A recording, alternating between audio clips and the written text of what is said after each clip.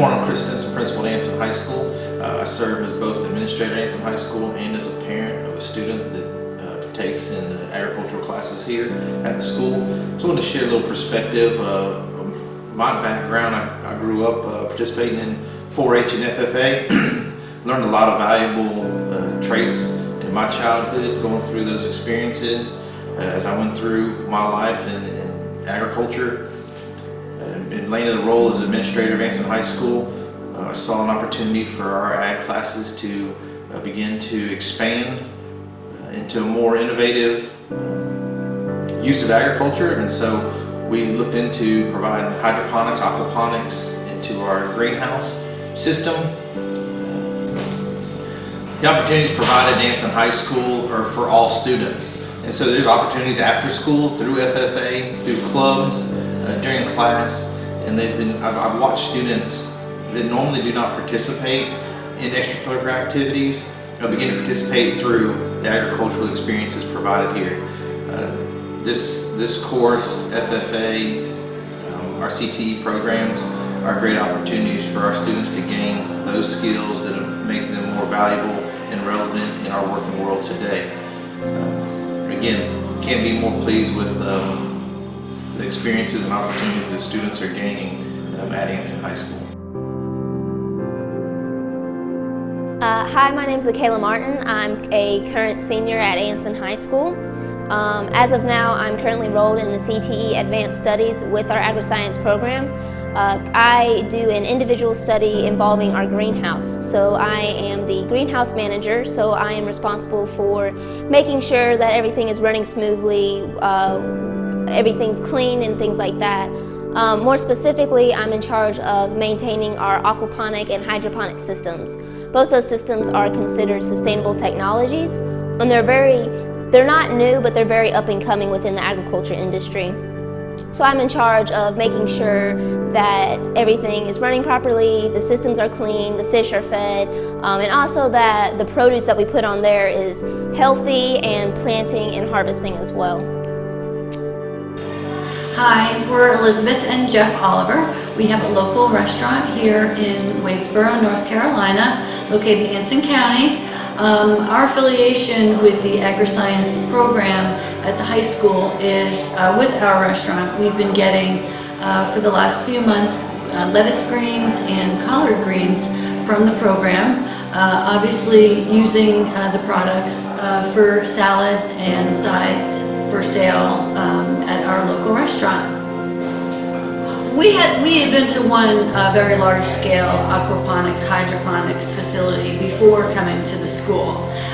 This is a very large-scale operation that we had been to previously. So when we came in and we saw the equipment and the procedures and the knowledge that the students were learning, and the facility was really impressive to see how much the kids are doing and the products that they're putting out and the great quality of the products that are available that they're working with. We're so happy also because this technology that they're learning is the future, and they are the future. This is their planet, and they are learning and creating and seeing firsthand alternative ways to grow food and sustainability and making their planet a better place. And also that the things that they're growing are so healthy and good for them and fresh, and they can see them. They're not getting put on a truck and being shipped halfway across the world. They're being desired here by their community, and the outpouring of the love of the community, that when we post on social media that here we are, getting these greens and the products from the Agri-Science Center, how much the community, people that have never even been to our... People are very impressed. Very impressed. They're so enthusiastic to see and to support the students as well.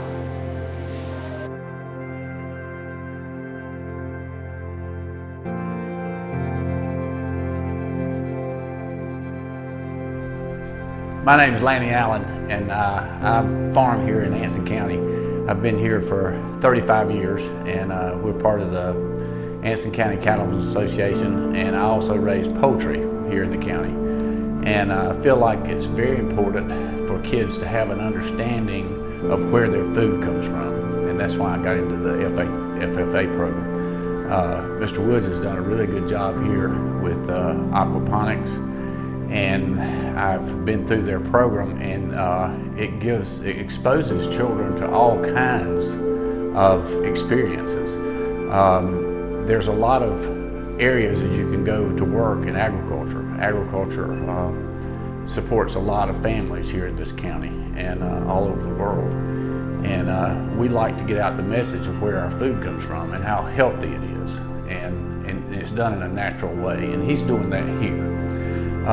The aquaponics system that they run, the fish that they have, the waste is gone to feed the vegetables and create food for America. If you can control the environment that you're raising food for, it creates all kinds of jobs. You have technology. In that environment, you have to have computers and you have to have controllers and things that create this environment. And to do that, you have children that will come out of these programs, and they may not farm, but they may be creating computer programs. They may be building computers. They may be selling the products to the farmers that help them raise these birds, and to raise the fish, and to raise the lettuce and the vegetables. It's important to get that message across to America in today's times. Hi, my name is Donna Delp. I am currently the FFA Alumni Vice President. My daughter is currently serving as Secretary in the FFA Anson County Chapter. We kind of got started with FFA back when my daughter started in 9th grade. It just started with her staying after school and wanting to help out, kind of find where she would fit in at. And so Emily has always been a person that was kind of shy, didn't really want to talk to people, was very reserved. With being with a FFA member, she started to want to do more things with school. She wanted to do more stuff with the greenhouse. She was really enjoying working in there. And then it got to the point where she wanted to go to become an officer. She wanted to try to become an officer. So she had to go outside her comfort zone and actually wanted to talk to somebody, talk to a group of people in front of her. And so that's when she first started she first became an officer. And Emily, just the excitement that when she comes home and she tells me what she did today or what she has learned has really made her grow as a person. I feel she has matured tremendously from when she first started in 9th grade here. And I really feel that if it wouldn't have had the FFA group, I don't know where Emily would have found her spot in the school. So for her to actually care about plants and want to have a career in this kind of field, anything dealing with agriculture, she has talked about wanting to become a teacher of ag and maybe possibly coming back to Anson County and being a teacher here or managing a farm. You know, there's just different things, and I feel like it's really opened her mind to possibilities for her future.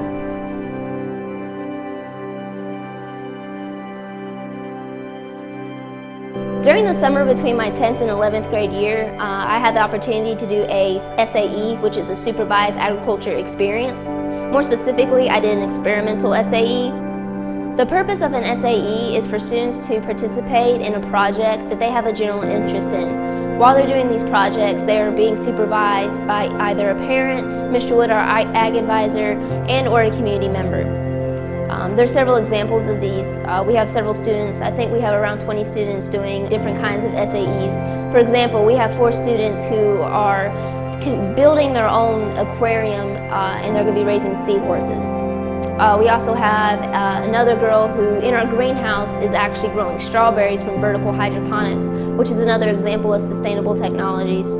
We also have 2 boys who are growing tomatoes and broccoli, in addition to another student who constructed and built his own system to raise catfish, which is an example of aquaculture. Hi, my name is Loretta Martin. I have 2 daughters, Akayla and Lily, that are active members in the Anson High FFA. Akayla is a senior and Lily is a freshman, and they enjoy being part of this program.